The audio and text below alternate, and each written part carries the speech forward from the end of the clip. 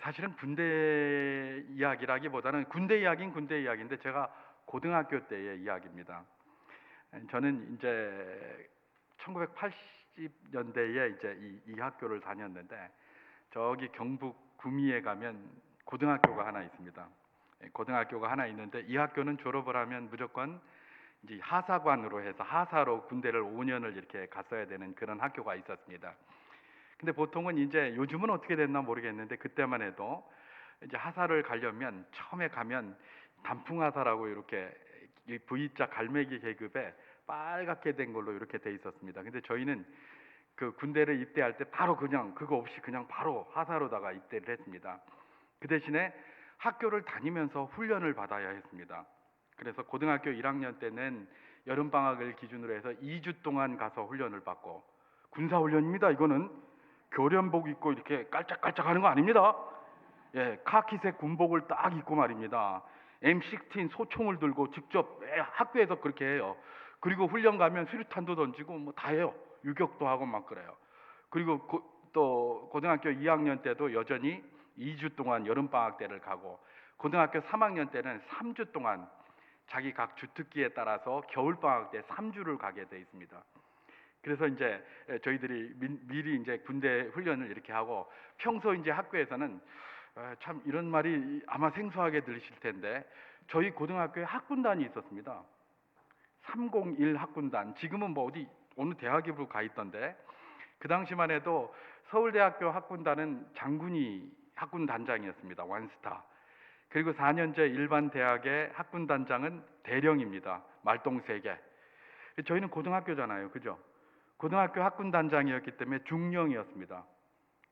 현역 중령이 와서 301 학군단장을 했고, 그 다음에 현역 중위들이 2명이 거기 교관으로 이렇게 있었고요.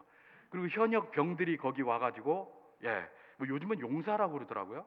용사 좀 이상한데 어쨌든 현역 병들이 거기서 서무를 보고 이렇게 하면서 조교 역할도 하고 이렇게 하고, 이런 데를 저희가 다녔어요. 그러다 보니까 이제 훈련 이런 거 이제 학교에서는 교련복, 일반 고등학교에서는 교련복 입고 하지만 저희는 완전히 군복을 입고 계급장까지 달고, 그리고 가서 M16 소총 들고 막 훈련하고 총검술도 하고 뭐도 하고 뭐 제식 훈련도 하고 이렇게 다 했었습니다. 그 가운데 이제 제가 고등학교 2학년 때 대구 54단 70훈련단이라고 있습니다. 거기서 훈련받았던 이야기를 잠깐 드리면서 이 메시지와 관련해서 굉장히 연관이 있기 때문에 그렇습니다. 오늘 본문과 관련해서 그 이야기를 좀 드리겠습니다. 대구 54단, 대구 참 덥잖아요. 그죠? 대구 더운데 지금은 뭐 54단 그 자리에 있는데 옛날에는 70훈련단도 거기 같이 있었던 것 같은데 지금은 딴 데로 갔다 그러더라고요. 갔는데 그 대구 54단 그때가 1983년도인가 아마 그랬었을 겁니다. 근데 굉장히 더웠습니다. 굉장히 더워가지고 83년인가 4년인가 그런데, 하기야 대구는 여름 되면 원래 덥잖아요. 30도 이상의 날들이 뭐 대부분 다 30도 이상의 날들이고 그랬는데, 그때는 또 이 부대에 이 상수도 시설이 제대로 없었습니다. 요즘은 뭐 난리가 나죠. 그랬다가는 그때는 상수도 시설이 제대로 없었어요. 그래서 물이 잘 안 나오고 말입니다. 그런데 저희 동기가 몇 명이냐, 한 480명 500명 가량 됐습니다. 그러니까 이제 이 70훈련단에 갑자기 고등학교 500명이 훈련을 딱 들어온 거예요. 그러니까 안 그래도 자기들 그 안에서 훈련하는 것도 물도 딸리고 그러는데 갑자기 이렇게 많이 이렇게 한 500명 가니까 이게 물이 안 딸리겠습니까? 이게 딸릴 수밖에 없죠. 그죠? 근데 이제 문제가 뭐였냐? 저희 동기 중에 한 명이 아폴로 눈병이 그때 걸렸었습니다. 아폴로 눈병이 걸려가지고 이제 거기를 딱 갔는데, 이제 어떻게 샤워를 하냐? 여름에 가서 그 더운 데 가가지고 물도 제대로 안 나오는 데 가서 막 이렇게 이 각계 전투 이런 거 하잖아요. 땀 막 쫙 젖지 않습니까? 그러면 이 전투복을 뭐 이렇게 다 빨아서 이렇게 넣어줬느냐? 그거는 뭐 호사 같은 소리죠.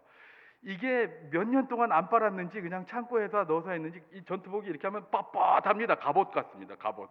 이런 거 입고 이제 가서 막 이렇게 훈련을 받아요. 그러니까 땀이 뭐 엄청나게 나죠. 그러나 2주 동안 그거 하나 그대로 입고 있는 겁니다. 그러니까 이제 우리는 땀이 나오니까 저녁 때 끝나고 와가지고는 이제 샤워를 해야 될 것 아닙니까? 그죠? 샤워를 해야 되는데 이 물이 없어요. 샤워를 해야 되는데. 그러면 어떻게 샤워를 했느냐? 이렇게 샤워합니다. 소방차가 2대가 딱 옵니다. 소방차가 2대가 와서 연봉장에 딱 들고 있으면 우리는 샤워 그러면 이제 팬티만 딱 입고, 그리고 이렇게 손에 데이트 비누라고 있었습니다. 옛날에. 요즘은 없어졌지. 옛날에 데이트 비누라고 있었습니다. 데이트 비누 하나 딱 들고 딱 가는 겁니다. 그러면 거기 몇 명씩 이렇게 줄을 지어 가지고 딱 서게 한 다음에 공중에다가 소방차에서 물을 쫙 뿌려줍니다.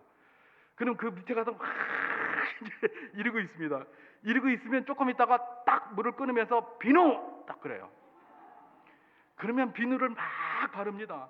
그러면 또 이제 막 이렇게 뿌려주는데 잠깐 뿌리고 말잖아요. 또 딴 팀이 또 와야 되니까.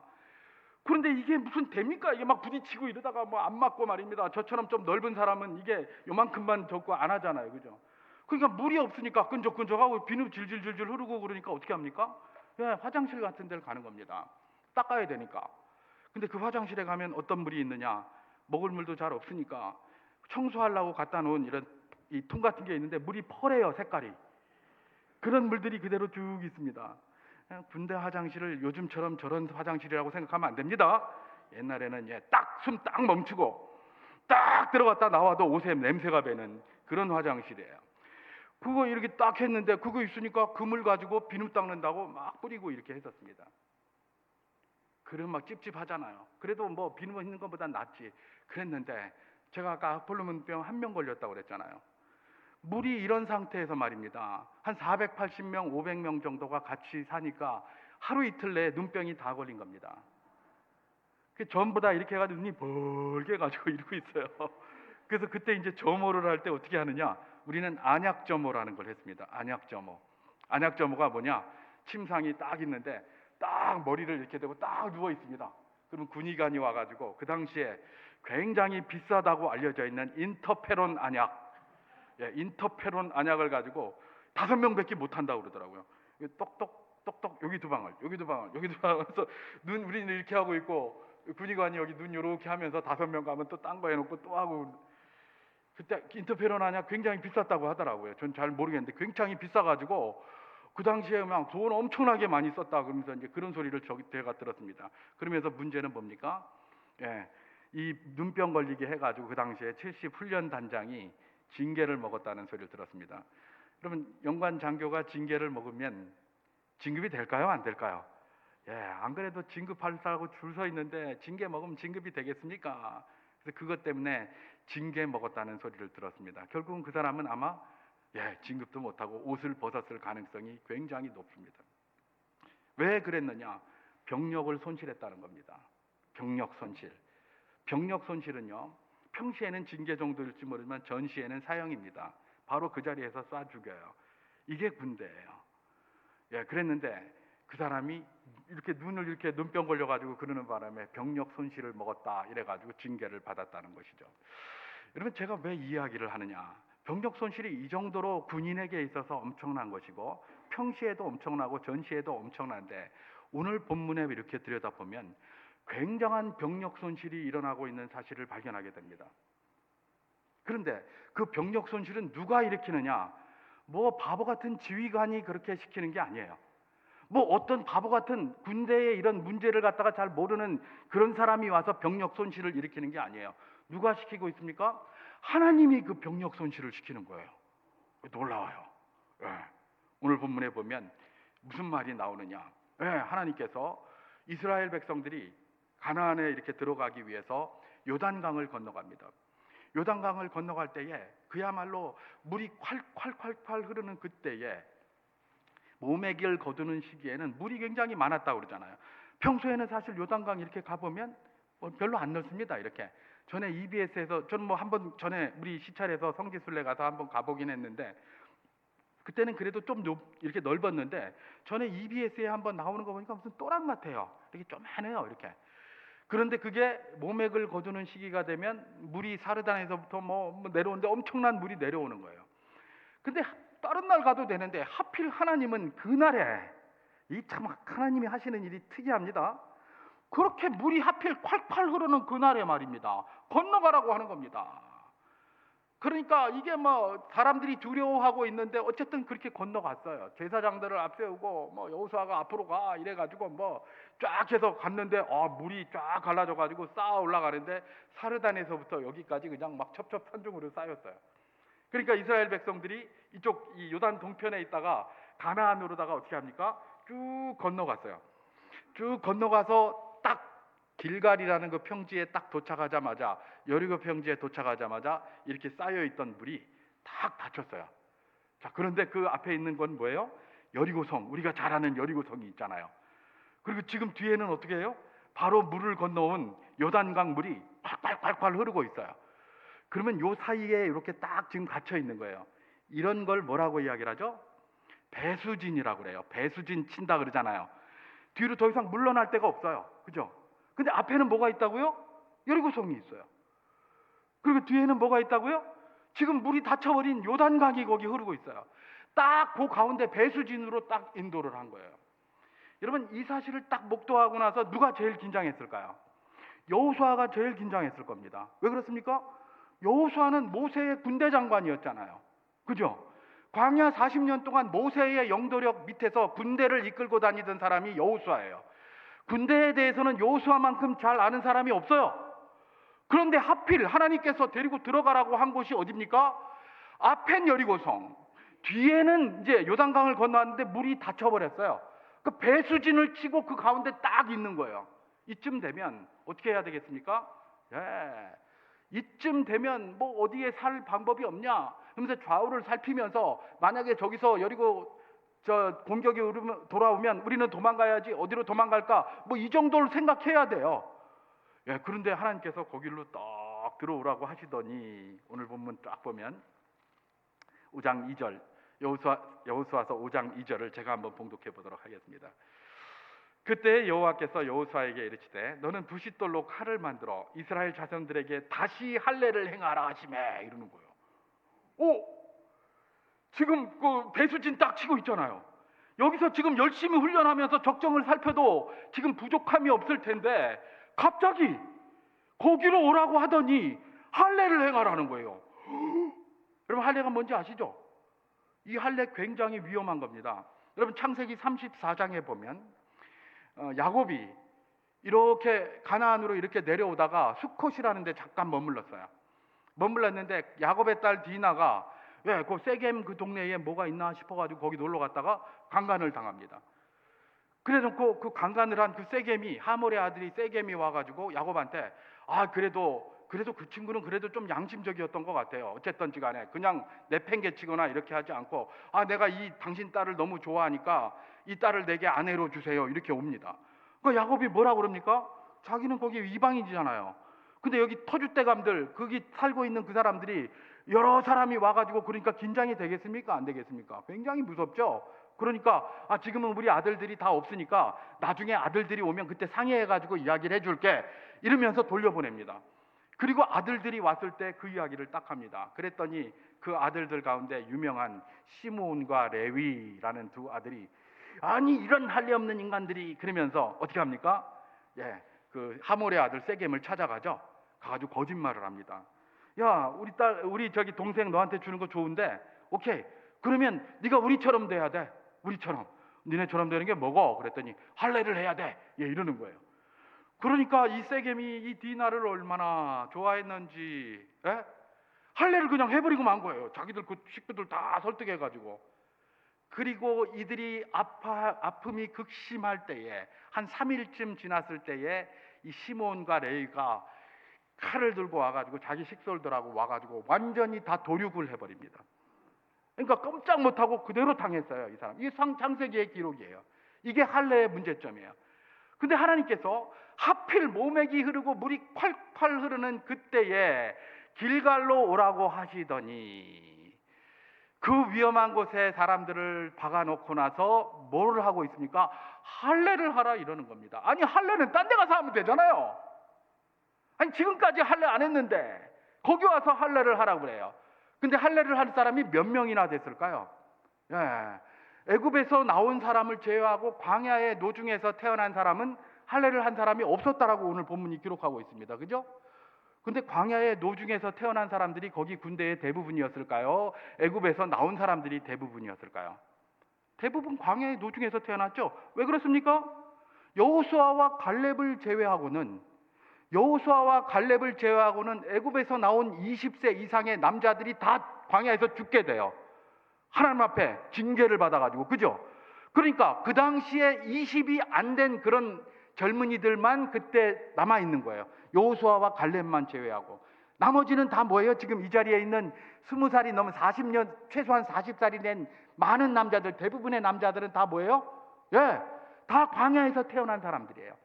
그러니까 전쟁을 할 수 있는 그야말로 한 20대에서부터 한 40대까지는 다 지금 할례를 해야 되는 거예요.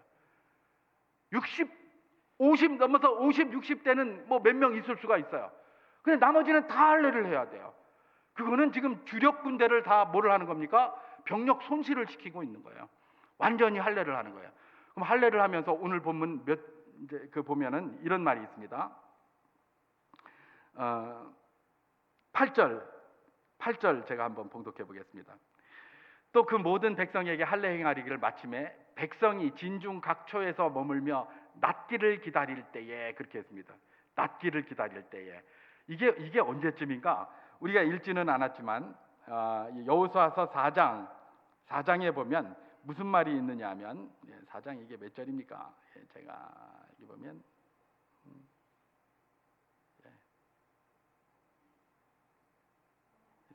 4장 몇 절인지 제가 갑자기 글이 너무 작아가지고 안 보이는데, 어쨌든 거기 뭡니까? 이 10절을 제가 한번 봉독해 보겠습니다. 10절, 우리가 읽지는 않았지만 10절. 또 여호와께서 여호수아에게 명령하여 백성에게 말하게 하신 일, 곧 모세가 여호수아에게 명령한 일이 다 마치기 전에, 아니 4장 10이 아니라 5장 10입니다. 5장 10. 죄송합니다. 5장 10절. 여호수아 5장 10절을 한번 봉독해 보겠습니다. 또 이스라엘 자손들이 길갈에 진쳤고 그달 14일 저녁에는 여리고 평지에서 유월절을 지켰으며, 이렇게 됩니다. 이게 이 길갈에 들어올 때가 뭐냐면 그달 10일이었습니다. 그달 10일에 들어왔고 지금 유월절을 지킨 게 뭐예요? 그달 14일이에요. 이 말은 뭐예요? 굉장히 고통받고 있을 때예요. 가장 극심한 고통을 받고 있을 바로 그때가 언제예요? 이때였다는 거예요. 그러니까 하나님께서 병력 손실을 시키는데 할례를 하라고 하질 않나. 그것도 뭐 움직이라고 하는데 이게 지금 뭐 한 3일쯤 돼서 완전 죽겠는 거예요. 전부 다 군대가 다 누워 있어요. 그냥 꼼짝도 못하고. 자, 이랬을 때 만약에 여리고에서 누가 성으로 한번 이렇게 내려다, 저것들 뭐 하고 있노? 저 이상하네. 야, 저것 좀 한번 가보자. 그러면 그냥 가서 줍줍하는 겁니다. 요즘 젊은이들 말대로 줍줍하면 돼요. 그냥. 그럼 끝나잖아요. 그죠? 끝나요. 근데 하나님 그렇게 이야기를 하는 거예요. 그렇게 얘기를 하는 거예요.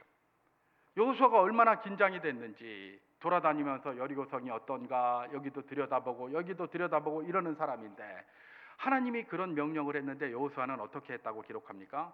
자기는 동의할 수가 없었을 겁니다. 자기 개인적으로는.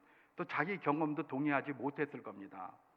그랬는데 여호수아는 하나님이 하시라는 대로 그대로 순종을 했습니다.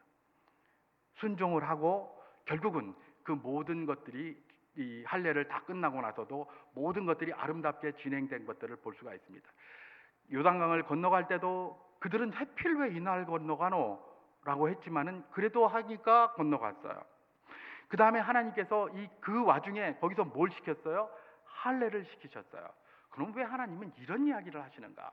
왜 하필 그 엄중한 상황 속에서 할례를 명하시는가? 자, 우리가 거기에서 왜 하나님이 그렇게 하시는가를 생각해 볼 중요한 이유가 있습니다. 뭐냐면 하나님이 더 중요하게 생각하는 게 있어요. 군대를 가지고 전쟁을 준비하는 것보다, 군대를 가르치는 것보다 하나님이 더 중요하게 생각하는 것이 있다는 겁니다. 그게 뭡니까? 바로 할례라는 겁니다. 그러니까 할례를 하라는 거예요. 우리가 할 때는 그게 병력 손실이지만 하나님이 보실 때는 할례는 병력 손실이 아니에요. 할례는 뭡니까? 내가 너의 하나님이고 네가 내 백성이 되리라는 것에 대한 약속이 할례입니다. 우리의 세례와 같죠. 내가 네 하나님이고 네는 나 백성이다라고 고백하는 게 할례의 고백이었습니다. 다시 말해서 지금 하나님께서 뭐라고 얘기를 하십니까? 너희가 배수진의 상황에 있을 그때가 너희는 이것도 준비하고 저것도 준비하고 무슨 성을 넘어갈 방법이나 피하여서 도망갈 방법이나 이런 걸 생각하는지 모르겠는데, 그때 너희들에게 더 중요한 게 있다. 바로 나와의 관계다. 그 이야기를 하시는 거예요. 너희가 위기에 있을 때 사람도 찾고 뭐도 찾고 온갖 방법을 찾아가지만 나는 너희에게 이르노니 그것이 너희가 찾는 방법이지만 내가 너희에게 방법을 주는 것은 나와의 아름다운 관계를 회복하는 것이다. 그 이야기를 하고 있는 겁니다. 이 사람들이 광야의 노중에서는 할례를 받지 못했다고 합니다. 이건 뭐예요? 하나님과의 관계가 온전하지 못했다는 것을 의미하는 거예요. 하나님은 그 긴박한 상황으로 이스라엘 백성들을 이끌어 들이시고 거기에서 뭘 하기를 원하시는 겁니까? 이런 긴박한 상황 속에서 너희가 제일 먼저 고려해야 될 것이 뭐다? 할례다. 나와 너희의 관계다. 나와 너희의 관계가 아름다운지를 생각해라. 바로 그 이야기를 하고 계시는 것입니다. 하나님은 우리에게 뭐라고 이야기를 하신다고요? 우리가 위기에 있을 때 우리는 다양한 방법으로 뭔가를 찾아갈 수 있지만 하나님은 우리에게 뭘 요구하신다? 나와의 관계는 한번 생각해 보지 않겠느냐? 그 질문을 하시는 거예요. 질문을 하시는 거예요. 여러분, 우리를 승리케 하는 것은 어떤 무기도 아니고요, 어떤 도구도 아니고 어떤 사람도 아니고 나를 도와줄 무엇도 아니에요. 우리 하나님께서는 하나님이 나를 도와줄 수 있다고 이야기를 하십니다. 하나님이 우리를 그 위기의 상황에서 구원해 줄다고 이야기하시고 그 배수진의 그 상황에서 우리를 꺼내 주시겠다고 이야기를 하시는 거예요. 그게 하나님이십니다. 우리가 만난 위기, 그것 때문에 우리는 두려워합니다만은 우리가 두려워할 것은 위기 때문에 두려워할 것이 아닙니다. 내가 위기를 만났는데 살아날 구멍이 없다, 내가 아무런 자원도 없다, 이런 것 때문에 지금 굉장히 힘들지 않습니까? 그렇지 않습니까? 근데 하나님은 우리에게 뭐라고 이야기를 하십니까? 너희가 자원 없는 걸 두려워할 것이 아니라 믿음 없는 걸 두려워해야 된다. 바로 그 이야기를 하고 계시는 것입니다. 길갈의 그 한 배수진 그 한가운데서 하나님께서 할례를 요구하신 것은 무엇입니까? 그런 위기 상황에서 나하고 정말 중요한 것은 뭐다? 나와의 관계를 새롭게 하는 바로 그것이다. 바로 그 이야기를 했다는 것입니다. 여러분, 그런데 하나님이 아무런 준비도 안 해놓고 니네 무조건 해라, 마 하라 하지 마, 그냥 말이만 놓, 이렇게 하셨을까요? 그렇지 않습니다. 여호수아서 5장 1절 제가 한번 봉독해 보도록 하겠습니다. 요단 서쪽의 아모리 사람의 모든 왕들과 해변의 가나안 사람의 모든 왕들이 여호와께서 요단물을 이스라엘 자손들 앞에서 말리시고 우리를 건너게 하셨음을 듣고 마음이 녹았고 이스라엘 자손들 때문에 정신을 잃었더라. 그렇게 얘기를 합니다. 여러분, 하나님께서 하필 왜 물이 칼칼 이렇게 흐르고 있는 모맥이 흐르는 시기에 이스라엘 백성들을 거기 마른 땅과 같이 건너게 하셨습니까? 내일 하면 되잖아요. 내일이 아니라 일주일 후에 하면 되잖아요. 물 좀 바른 다음에 하면 되잖아요. 근데 왜 하필 칼칼 흘러서 제일 그렇게 물이 많을 때 왜 건너게 하셨을까? 1절에 답이 있어요. 거기 여리고 백성들, 그쪽 백성들이 이 소문을 듣고 꼼짝 못하게 만들려고 하는 거예요. 에이, 저렇게 물이 많은데 저것들 들어오겠나? 에이, 자, 우리 준비 좀 하자, 이렇게 생각을 했는데, 아니 그냥 막 물을 건너서 들어오는데 마른 땅같이 건너 들어오고 파죽지세로 밀고 들어오네. 그러니까 제일 겁난 게 누굽니까? 여리고 성 백성들이에요. 그러니까 꼼짝 못하고 거기서 머리만 들면 저것들이 뭘 하는지 보고 공격할 때인데 머리도 못 들어요. 숨어가지고 이러고 앉았는 거예요. 여러분, 하나님께서 우리에게 뭘 지금 요구하고 계시는 것입니까? 다 피할 길 주시는 거예요. 다 준비해 주고 나와의 관계를 회복해 보자, 나와의 관계를 먼저 생각해 보자, 그 이야기를 하고 계시는 겁니다. 우리는 하나님과의 관계보다는 내가 가진 자원, 내가 가진 무엇을 먼저 생각할 때가 많습니다. 그러나 하나님께서는 내가 너와 함께 하지 않느냐, 너의 모든 일에 대한 것은 내가 준비를 해놨으니 나와의 관계를 좀 새롭게 해보지 않을래? 바로 그것입니다. 그렇기 때문에 우리가 위기에 처했을 때는 기도해야 하는 겁니다. 위기에 처했을 때 주님이 뭐라고 하시는가, 하나님 뭐라고 말씀하시는가, 그래서 우리가 말씀을 막 뒤집니다. 근데 뭐라고 할지 모르니까 하나님 말씀 한번 주시옵소서. 많이 하셨죠? 네, 저만 했나? 네. 말씀 한번 주시옵소서 하면 머리말이 딱 나와요. 이거 말고 다시 한번 주시옵소서 그러면 뭐 찬송가 뭐 나오면서 또 주시옵소서 그러면 저주를 받을지어다 뭐 이러면 이거 말고 하나님 다른 말씀 주시옵소서. 우리 맨날 그래요. 말씀을 안 주시면 괴로워요. 말씀을 듣고 따라야 되는데 어떡하나. 그러면 안 가던 새벽 기도도 뭐라고 하시나 그러면서 이렇게 가요. 가면 목사님이 앞에서 설교를 하는데 새벽 기도 가면 뭐라고 얘기를 합니까? 전도하세요. 말씀 열심히 읽으세요. 이런 이야기만 자꾸 해요. 뭐라카노? 야, 굉장히 죽겠는데 하나님이 나한테 뭐라고 얘기하시는지 듣고 싶어서 왔는데 또 전도하라 소리 저런 거 하고 막 찬양이나 하라고 그러고 말이지. 왜 이런 말만 자꾸 하시는가? 예, 그래요. 우리 그러잖아요. 흔히 그래요. 저만 그러나? 흔히 그래요. 근데 하나님이 왜 이렇게 이야기를 하시는 걸까요? 더 중요한 게 뭔지를 이야기하고 계시는 거예요. 우리는 뭔가 인간적인 문제의 해결을 위한 해결의 실마리를 찾으려고 몸부림쳐요. 근데 하나님은 뭘 찾기를 원하시는 겁니까? 하나님과 아름다운 관계를 찾기를 원하세요. 하나님이 기뻐하시는 일을 하기를 원하시는 거예요. 그게 전도고요. 그게 찬송이고요. 그게 찬양이고요. 그게 말씀 읽는 것이고 그렇다는 겁니다. 우리가 위기가 될 수 없는 것이 무엇입니까? 하나님과 가까워지는 것이 위기를 통해서만 오기 때문에 그래요. 인간은 연약해가지고요. 위기가 안 와보세요. 하나님 찾지도 않아요. 등 따시고 배부른데 누가 하나님 찾노? 하나님 없어도 내 혼자 잘 사는데. 그죠? 위기가 닥치고 나의 힘으로는 아무것도 안 되는구나. 내가 등도 춥고 배도 고프구나. 이때 하나님 나 좀 살려주세요. 이러고 나가잖아요. 천부여 의지없어서 손들고 옵니다. 이러면서 나가는 거 아닙니까? 하나님이 우리의 심성정을 너무 잘 아세요. 그렇기 때문에 이 길갈 같은 이런 상황에서 뭘 이야기를 하는 겁니까? 할례를 해라. 네가 나와의 관계를 더 중시하게 생각하는지 아니면 너의 그 머리 여호수아 너의 그 군사 전략가로서의 그 머리를 더 중시하는지 내가 한번 보겠다. 그 이야기를 하시는 것입니다. 그러나 하나님께서는 아무 준비를 안 하시고 하신 게 아닙니다. 이미 여리고 백성들에게는 공포를 확 불어넣어 주셔가지고 그들이 꼼짝 못하게 만든 다음에 이 일을 하신다는 것입니다. 여러분, 하나님이 우리에게 더 중요하게 여기시는 것이 뭐라고요? 하나님과의 관계인 줄 믿습니다.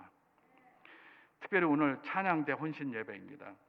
찬양대 혼신 예배, 이게 굉장히 중요한 게 하나님과 우리의 관계를 가장 아름답게 가꿔가는 것을 우리는 예배라고 믿습니다. 맞습니까? 예배입니다. 예배에 보통 한 3요소가 있잖아요. 목사의 설교가 있을 것입니다. 기도가 있을 것입니다. 찬양대에 찬양이 있습니다.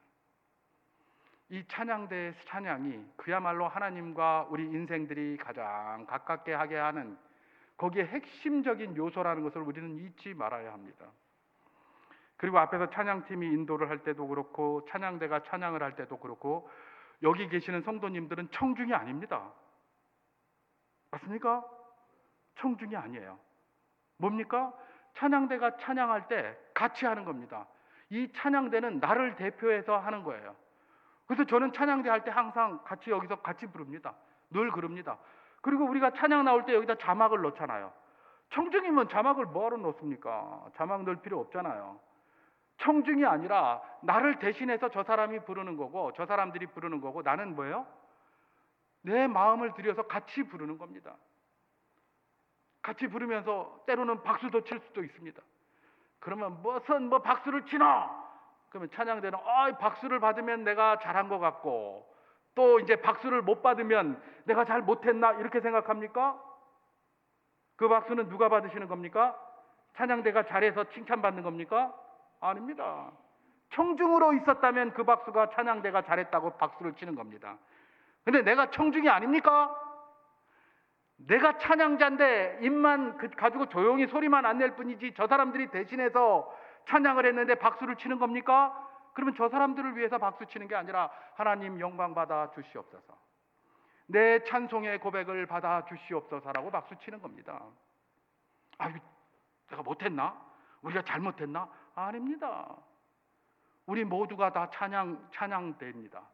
그리고 찬양대는 우리를 대표해서 그렇게 찬양을 하는 것입니다. 너무나 중요한, 하나님이 그렇게 중요하게 여기시는 관계에 있어서 우리 찬양대의 역할이 그만큼 중요하다는 것들을 알아야 되는 것입니다. 오늘 혼신 예배를 드리는 찬양대 기억하시기를 주님의 이름으로 축원합니다. 2025년도 다 찬양대 하실 거죠? 예, 다 하실 줄 믿습니다. 이 찬양대에게 우리 하나님께서 아주 귀한 말씀을 하나 주셨습니다. 그 말씀이 뭐냐면 고린도전서 4장 1절에서 2절까지 말씀입니다. 제가 한번 봉독해 보도록 하겠습니다.